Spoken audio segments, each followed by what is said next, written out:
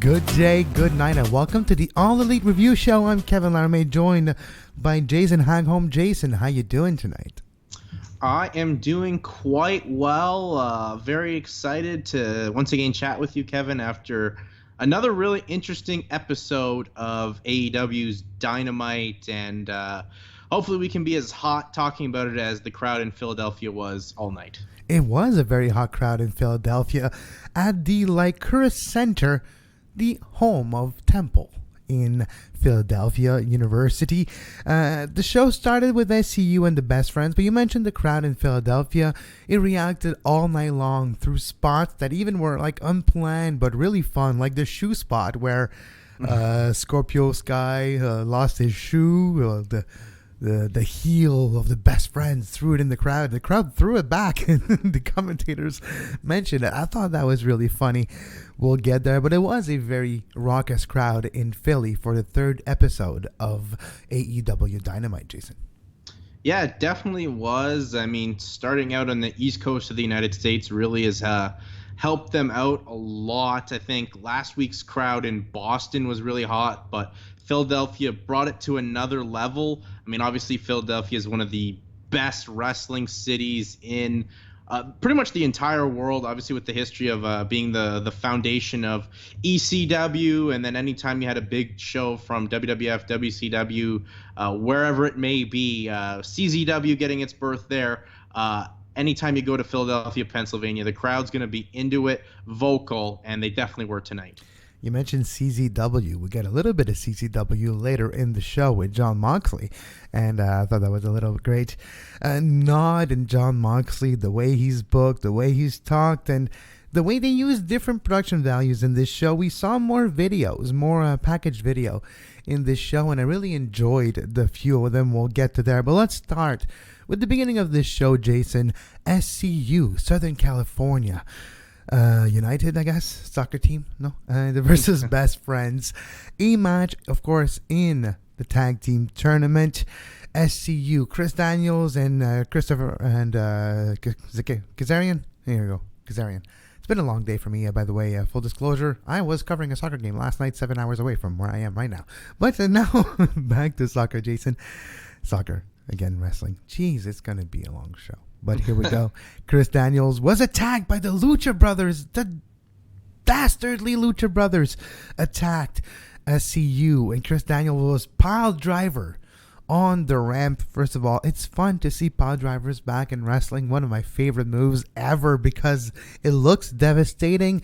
And yes, Chris Daniels was stretchered off and could not continue. That's why Scorpio Sky took his place for SCU.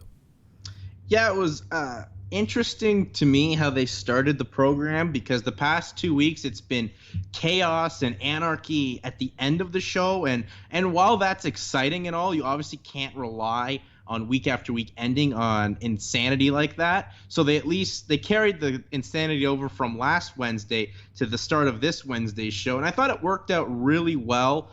I mean, it continues kind of a storyline building up that SCU and the Lucha Bros have beef. Maybe they'll find themselves out meeting in this tag team finals.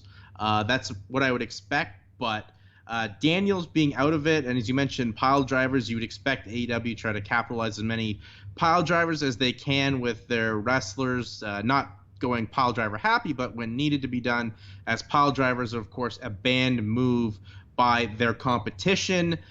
So you saw that in the stretcher job, and then Scorpio Sky came out, and this is really when the crowd started to get their first heat wave of the evening, as Scorpio Sky was positioned in week one to be a real breakout star for AEW, and he continued that trend tonight. Just a tremendous reaction. The fans are involved in him, and I think big things are about to come for Scorpio Sky. If there's one thing I can say that I like about AEW Dynamite so far is how they incorporate storyline and just little details. the fact that Chris Daniels was attacked and Scorpio Sky had to take over and was not dressed in his wrestling attire because he was not supposed to wrestle. He was in his jeans and a t-shirt and just there and not his wrestling shoes. And the best friend, I can't remember which one, but took his shoe off and threw it in the crowd because, well, he doesn't have wrestling boots, so they're not tight and they're easy to take out. And I'll make a good story. Little details like this makes it the watching of AEW Dynamite rewarding. If you pay attention, if you watch little details, they'll be paid. And they'll be paid out and you'll get the reward. And that's what I feel is exciting watching this show so far after 3 weeks, Jason, is little like chaotic thing. It feels like it's organic, it's natural. Like, oh yeah, well of course the guy got injured, he can't wrestle, the guy takes over, and yeah, he's not ready, he's not fully makeup and dressed and has his fully wrestling gear on because he was expecting to wrestle. No, he was caught off guard and he's not ready, he's not warmed, and it all blends into the storyline of the match and the story of the match itself, and I really enjoyed that. Well, as well, too, is we're so used to what happened like in that situation where what we're so used to seeing from WWE is you'd have someone be attacked, like in this case, Christopher Daniels, and either the match would then be Kazarian having to wrestle both the best friends, or we'd save the match for a couple segments later or later on in the show, and it then would be, is Christopher Daniels going to be back? What's going to happen? Or who will Kazarian find to be a partner of his choosing, what have you? I mean, obviously, maybe not so much with this because it is a three-man unit of SCU, but nonetheless, that's what we would expect to see.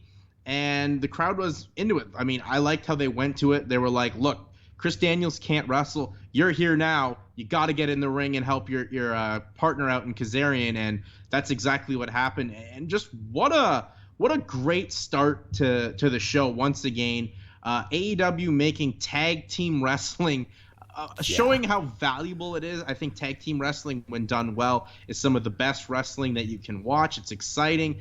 There's so much action going on, and it just sets the crowd off and the show off on such a great vibe. And there was a lot of tag matches on this show, which you may want to nitpick one too many tag matches, but they all had value, I felt, on this show and helped grow development. Obviously, two of them being for a tag tournament and the other one, which we'll get to, continues storylines. Yeah. But I thought this was a good showcase for the best friends as well. But pretty much this was a match, I think, to get Scorpio Sky over and just show this guy's on the verge in maybe 6 months' time to be challenging for a world title. And the three tag team matches that happened all felt different too, right? Because you had a squash match, you had a close affair here with a heat, a storyline, a comeback, and also the fact that Daniels was attacked earlier and couldn't participate, and Kazarian had a back problem because of the suplex and all that. So there was a storyline in the match that was continuing, and all the different tag team matches. Actually, there was 4 tag team matches in this show. 3 of them were really feeling different, and the other one for, of course, a Kenny Omega with Hangman Page versus Bastard Pac and Jon Moxley had a different feel to it. But, of course, Scorpio Sky and Frankie Kazarian, SCU, moving on, beating Best Friends. I really like, though, the spot, because, of course, you have your clear baby faces, SCU, your clear heel with the Best Friends, but the hug spot that is appreciated by the crowd, well, they milked it. They made you wait about 5 minutes for it, and when they gave it to you, the crowd popped, and then the match moved on. And I thought it's a good way to acknowledge a spot that the crowd likes without building an entire match around it, and just using it to continue building the heat for the match and continuing with it. The only thing with the Best Friends that it just felt it missed a missed opportunity to just help get the crowd more invested in them, as the crowd obviously knows how talented Chuck Taylor and Trent Beretta are. But the big thing with this group now has been Orange Cassidy, and there was no Orange Cassidy at all. So that was a little worrisome or awkward. Like, why wasn't he out there in some capacity? For me, it's foreshadowing that maybe now that they've lost and they're not in that tournament anymore, there will be some storyline developing with the 3 of them. I don't know, but for me, it's deliberate that we didn't see Orange Cassidy, right? That omission is too big to not be meaningful. Well, you would hope. I know that AEW is using a lot of, YouTube videos, whether it's Being the Elite or stuff on AEW Dark. Hopefully there's a follow-up as to why Orange Cassidy wasn't there. It just did feel weird that he wasn't there, since he's been a big part of this group since debuting and as a member of the Best Friends at All Out back at the end of August. Let's move on. Santana and Ortiz versus, what was the other guy's name? Alex Silver, but I didn't miss the other one because it was John Silver and Alex Reynolds. There you go. John Silver, Alex Reynolds. Two cookie cutter, I would say, glorified jobber, because they did look better than a regular jobber. They were given a little bit, but this was a squash match for Santana Ortiz, made to look strong, big, important as well, because they're member of Chris Jericho's inner circle. They're part of the big heel faction of the company. They have to be built as monsters, and this was the importance of this match, is to build Santana and Ortiz in the tag team division as monsters, and then to issue a challenge. And I loved how they achieved this. Of course, you have the squash match, the big move, which was actually, I don't know what they call it. It's a very impressive maneuver, and that's what Excalibur said. It's a very impressive maneuver. No name was mentioned for that hold that they do together, but it was very impressive. They get the win. Of course, they celebrate. They do their shtick. Ortiz bites the rope, and I like that because it's like the pit bull on the video they show on the screen. And then they walk on the ramp. They look at the video.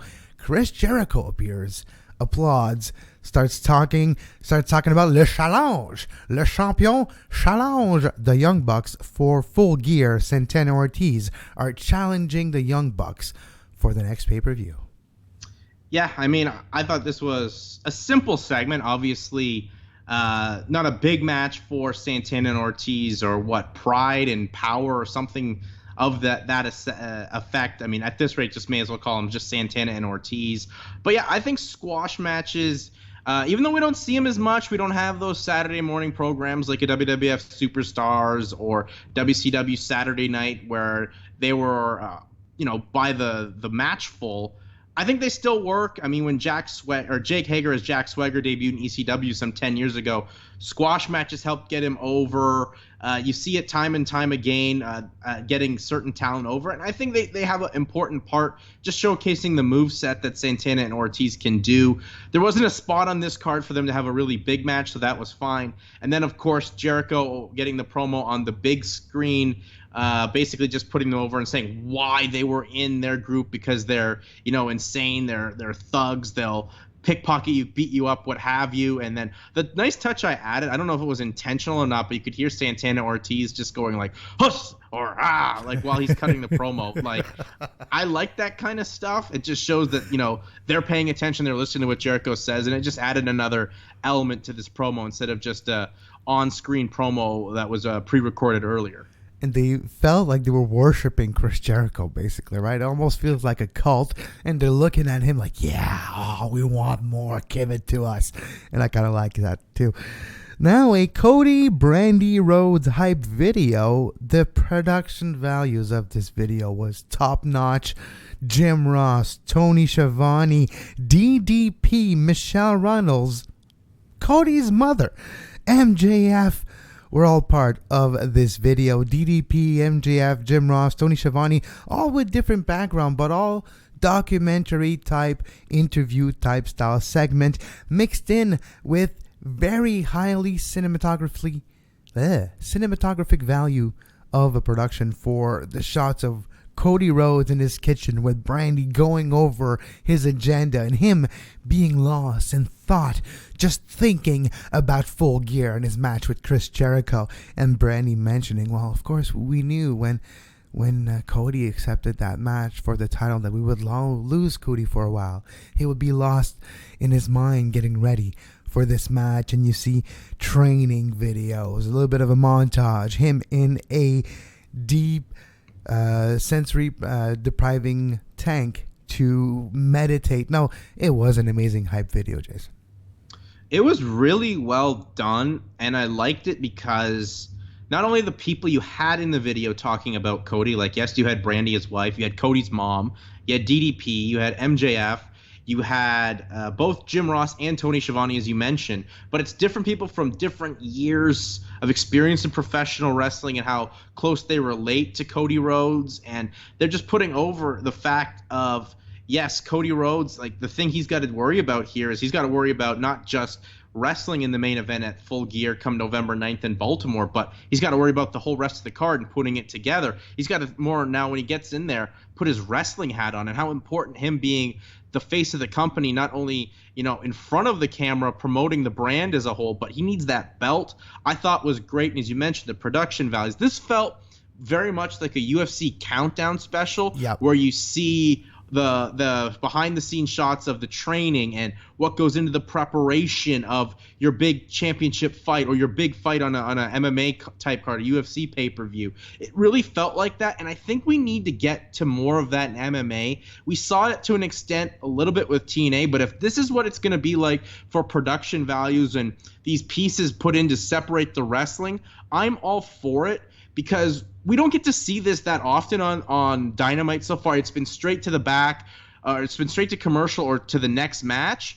This was a nice break where you just can't rush through matches, and I would like to see AEW Dark get some of this stuff as well, or even just re-air this to re-emphasize how good this video was. And I hope we get to see that video on YouTube as well. Using that video, the amount of money invested in that video is probably a few $100,000 just because of the production value. So might as well use it as much as you can. And I agree with you.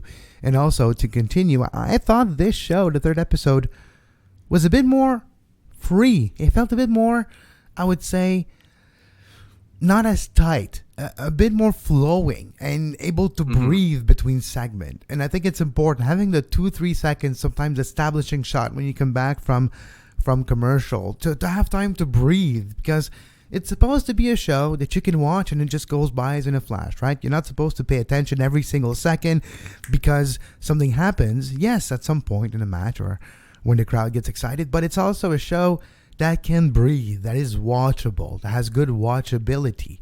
And I think they nailed it on this show.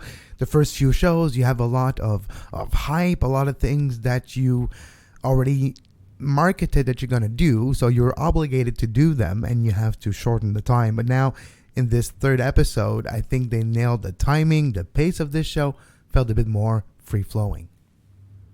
Yeah, I mean, this show felt more like they were getting into their groove, whereas the first show, obviously a lot of hype, a lot of stuff maybe not going right, but you had a lot of intrigue from press and media outlets and, being something totally different to what we're used to seeing on mainstream wrestling and on mainstream network television. The second week, you just want to see how they follow up with it. But I thought that, especially that first hour, I thought they got a lot accomplished in. And that to me really impresses me. 2 hours, it seems like a lot, but it's not really a lot. You got to put those commercials in there as well. So it's really about an hour and 45-minute show. I thought they got a lot of time and I used it very wisely and accomplished a lot. So kudos to AEW for making every segment mean something and even breaking it up with that video. Yep, and that video was amazing. Now, Dr. Britt Baker, DMD Britt Baker versus Riho for the women's title. And we were expecting a great match. We did have a great match. The David versus Goliath storyline that Riho will have to face in almost every match was used once again, and how they finished it, of course, a few times during the match.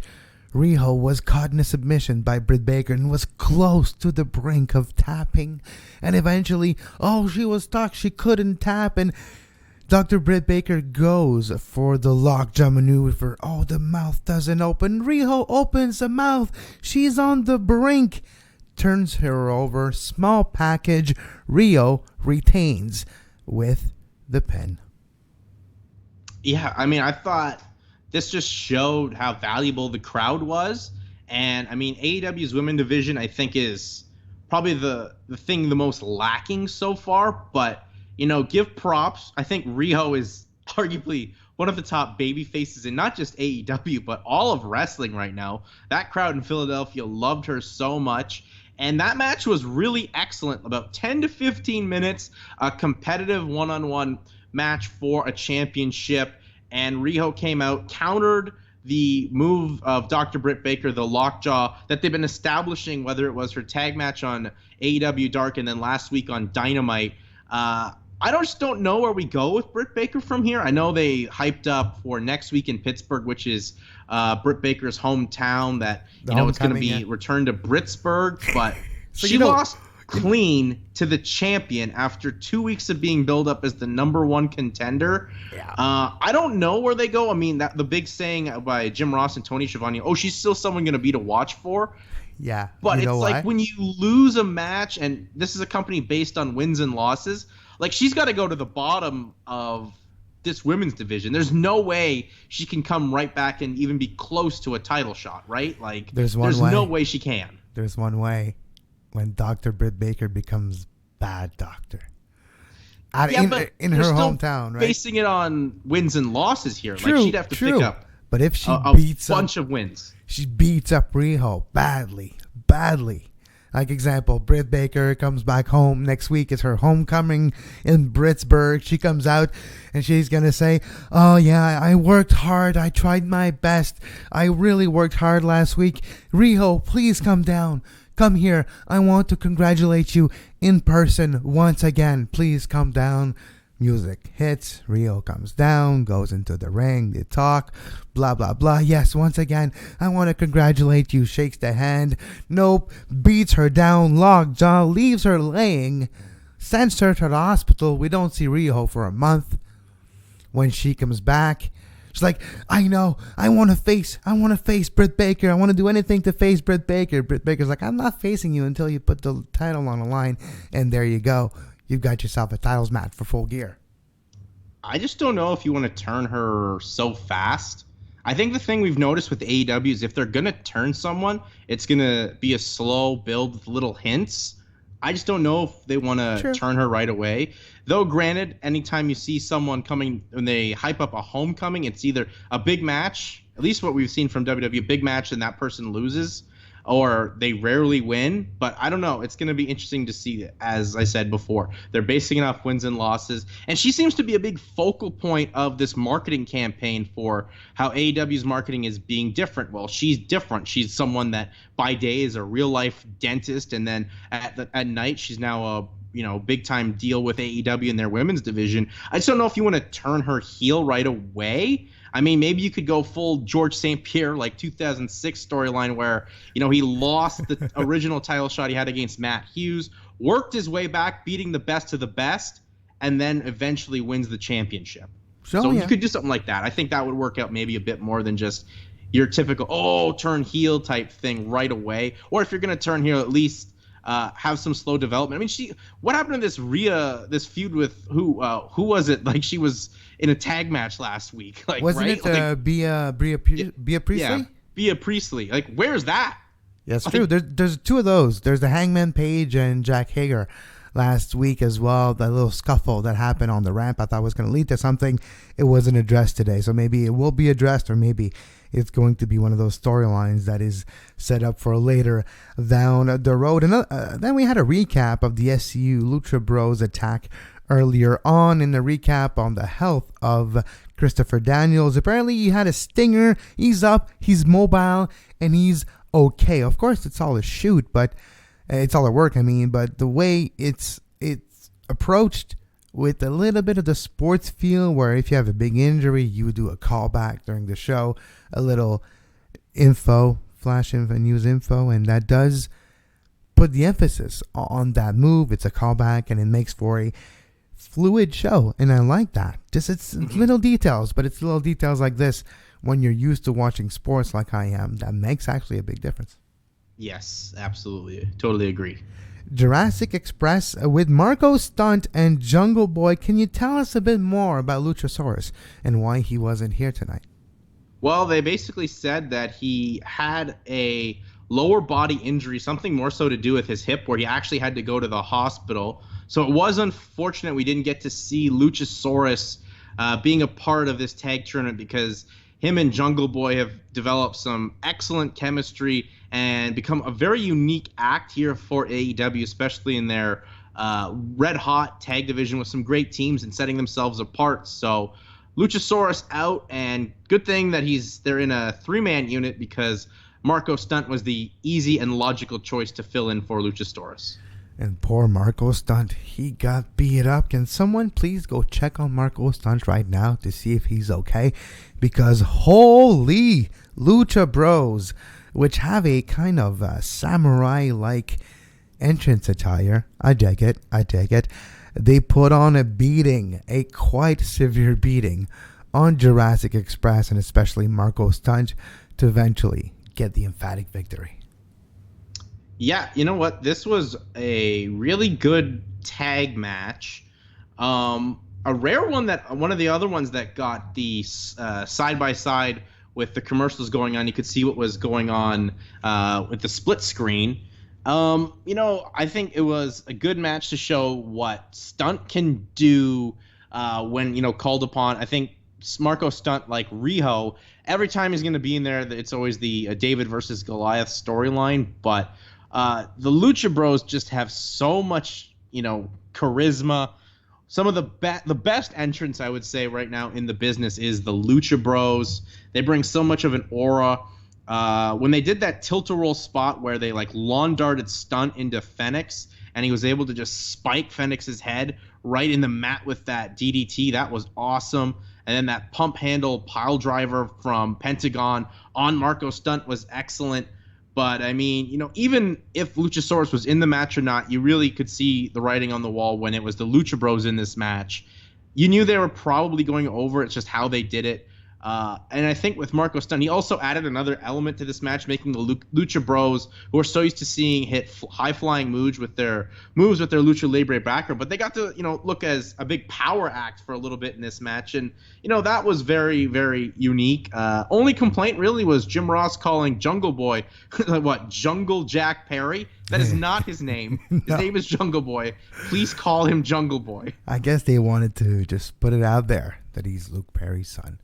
I think they've mentioned it before. I mean, you can mention it again, but just call him Jungle Boy. Yeah, because it's Jungle Boy. Look, he looks like he grew up in the jungle. Exactly.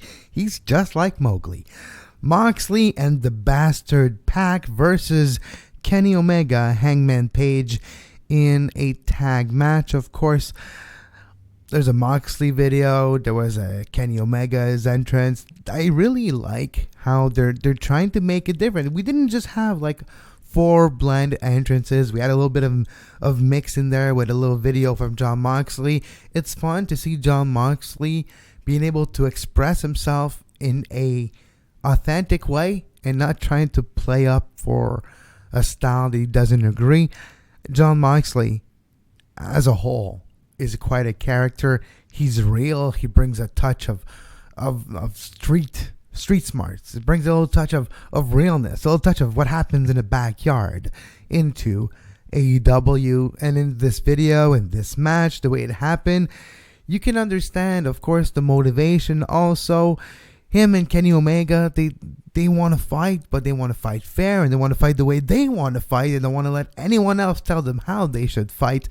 So at the end, of course, when they both find themselves with Kenny Omega and his broom with barbed wire around it. Also, Jon Moxley with his bat and barbed wire, and they're ready to face each other. Oh, and Kenny Omega swings, miss, and then Bastard Pack comes in. The Bastard takes the broom away. The crowd is going wild. They're angry. They wanted to see some fisticuffs with weapons. And then Pack takes the bat away from Jon Moxley too, throws it outside and actually cuts his finger in the process too. But then Jon Moxley Pac starts arguing like, that's my bat, don't take my bat. Dirty deeds. Bye-bye. Jon Moxley leaves his partner Pac laying, and the match is over. Yeah, this was a really good match. I like the logical finish to this match where Pac was basically saying to Moxley, don't use the weapons, because once again, hyping how important wins and losses are. Don't use that.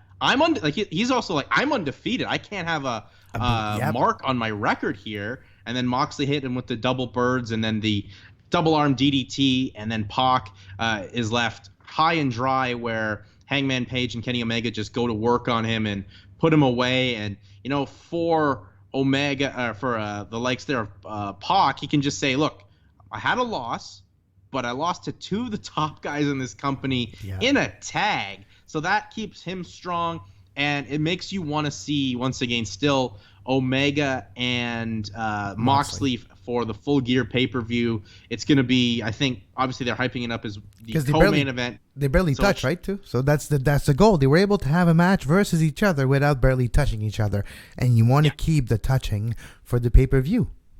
Yeah, you want to keep the big moments in there in that match for the pay-per-view. So I'm really excited to see where they go with that. We have a couple more weeks before that pay-per-view, so that's going to be real unique. And as well, I wonder where we're going with Hangman Adam Page. You know, he comes in here, helps get another win for him in AEW, but it's like, where are we going? Because I was enjoying that one tag match he had last week with Dustin Rhodes as a partner. I think that'd be a good tag team, but it looked like we were also building up him and Jake Hager. Yeah, exactly. Who knows where we're going with that now? So he seems a little bit in limbo right now. Nonetheless, they're still showcasing him as a big, important act, on the top tier end of the undercard. Well, you only see not even 20 wrestlers a week, right? So I think that's important. You don't overexpose people. And Hangman Page is the closest thing to overexposition you have in AEW so far, as being the fourth important man in 2 straight tag team matches. So he was not the most focused on in this main event, in this match as well. It wasn't a main event. There's a main event coming after. But for me, Hangman Page needs to have his own program.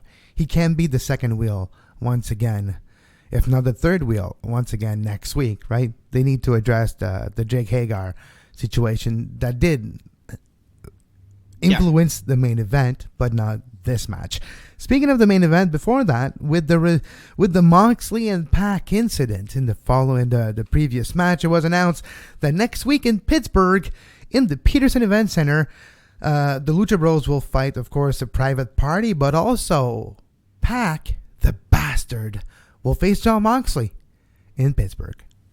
As well, we have Dark Order and SCU in the other semifinals of this tag tournament. And, you know, Dark Order had a match that was uploaded yesterday from last week's tapings in Boston for AEW Dark. And, man, that's an really good act. And I thought they were getting them over on the pay-per-views and the build-up to even before the launch of Dynamite. But that's an act that's really cold right now that they need to have a real good showcase. Because it felt like them getting the bye that they'd be big, heavily involved somehow still in the show. It's like that hasn't been the case. Right? It's like they've been forgotten a bit. That's going to be, I think, a big step for AEW next week, making the Dark Order seem relevant because SCU, Private Party, who else is out there? The Lucha Bros, they seem like very prominent acts in this company right now, whereas the Dark Order does not.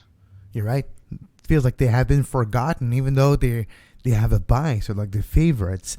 Because we haven't seen them, they do feel a bit forgotten, I guess. And to finish the show, Chris Jericho versus Darby Allin, with TV time remaining for the AEW Championship.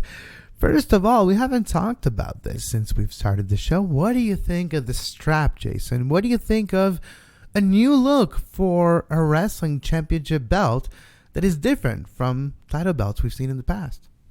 I think it's a great looking design. It has some similarities to the IWGP Championship for what the champion in New Japan Pro Wrestling will wear around his waist. I think it's a good looking belt. Has that also an of the older UFC title belt designs. I think it's a solid looking belt. Like, there's no real complaint. I haven't seen anyone really complain about it either. So that's a positive for AEW that they got their main championship looking really respectable.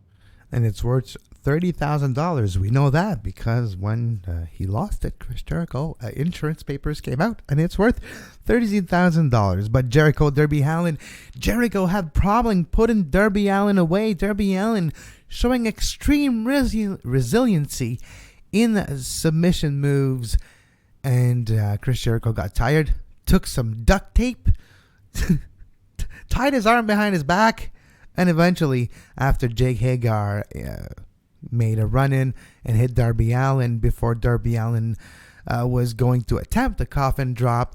He gets hit on the head, falls down. Chris Jericho puts him in the walls of Jericho, the Lion Tamer, and Darby Allin is obliged to verbally tap out because he's tied up.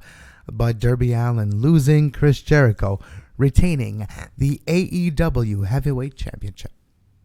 Yeah, Darby Allin in the past, 3 weeks or so of AEW has been built up as one of the biggest breakout stars in this company. Was over like Rover here in Philadelphia, and you saw the paintwork on him said new champ, and on his skateboard said that, so I liked that as well. But I like the mismatch or the different styles. Obviously, Jericho's bulked up over his time here since going to New Japan, now being part of AEW. So Jericho's the big power guy, and he had to try to catch up with the speed and the agility of the much lighter, much quicker Darby Allin. And I think Jericho, once again, just shows how great he is. He makes everyone in that company he steps in the ring with seem important, seem valuable. And even when he handcuffed or taped up Darby Allin's hands behind his back, Allin still was able to showcase his big moves, his agility. Like that acai moonsault with your hands tied behind your back is insane. It's because, so dangerous. If there's such a chance you mess that up and just go head first into the mat. Ouch. Can you just imagine?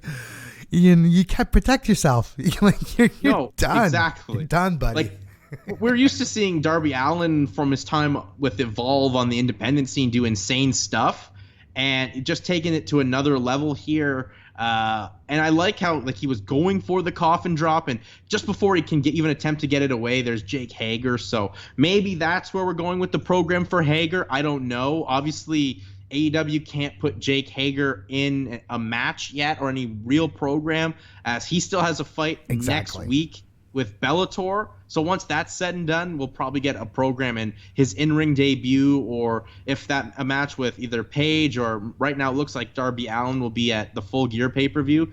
Nonetheless, a real good title match. I don't think it needed to be a street fight, though. I know it adds another element to this match, and it's in Philadelphia, which is known for the hardcore and the street fights, but I don't think it needed it, especially it didn't make a lot of sense. Like, it's a street fight, so there really aren't any disqualifications, and yet Jericho had to break the walls of Jericho twice with Allin in the ropes. Like, he should have just sat on that and be like, I don't really care. Like, what do you got to do? Pass out. Exactly. You can't disqualify me. So what do you got to do? Just break the hold, and I'll put it right back. No, I think you're right. But also, I think, just to go back to what you mentioned for Jake Hager, of course, I was surprised to see him tonight, period. When we haven't seen him in the first hour and 45 minutes of this show, I was like, oh, well, we might not even see him today because of his fight next week, and that's okay. It's fine. The guy's got to focus to not get hit in the head next week, because it's for real. Next week is a shoot. Tonight's a work. Yeah. But, well, I mean, also, he's the heater of the group. Exactly. So they didn't have anything as a unit out in front of the camera. So you can bring him out of the back, because Le Champion needs his security. So I was fine with that, personally. Like, you didn't see him, but when called upon, he was there to help Jericho out. Now, Jericho probably, you could have had him also just beat Allin nonetheless. At least keeps Allin strong as well, like a valuable part of this top tier of AEW right now, where Jericho needed help to beat him, so I'm fine with that. But it also lessens a bit of Chris Jericho before the pay-per-view with Cody, so it kind of gives Cody a bit more of momentum going into that match too, and it's all about the storyline. So I think that's going to make for a great match down the road, 4 weeks' time on Full Gear, November 9th on pay-per-view. But just before we finish, of course, after the match, a little bit of the bubbly, Le Champion in the ring with some bubbly. Life is beautiful. Yeah, absolutely. You got the bottles were popping, and that was the end of Dynamite before we head out to week 4 next week. And another in Pittsburgh. Yeah, it will be fun. Pittsburgh next week. And we'll be here next week as well, Wednesday. All Elite review show right after All Elite Dynamite on TNT. You can find us on Twitter at All Elite Review. You can follow Jason at JHagholm1 and myself at Kev Laramee. Jason, thanks again, and if you can just tell our listeners as well on your social media, if you're a big MMA fan, I truly suggest you follow Jason. He covers MMA more than I've seen anyone cover anything. It's awesome. He's the reason I'm up to date in my UFC coverage, because I just follow you, and that's how I know what happened. Yeah, thanks. Just paying attention to pretty much all things combat sports, as well as junior hockey here in Canada. My Twitter, you can follow me there at J, the letter J, Hagholm, Hagholm, and the number 1. And you can follow me at Kev Laramee if you like wrestling, and of course if you like soccer. I hope you're following me already. But until next week, for Jason, I'm Kevin. We wish you a great wrestling.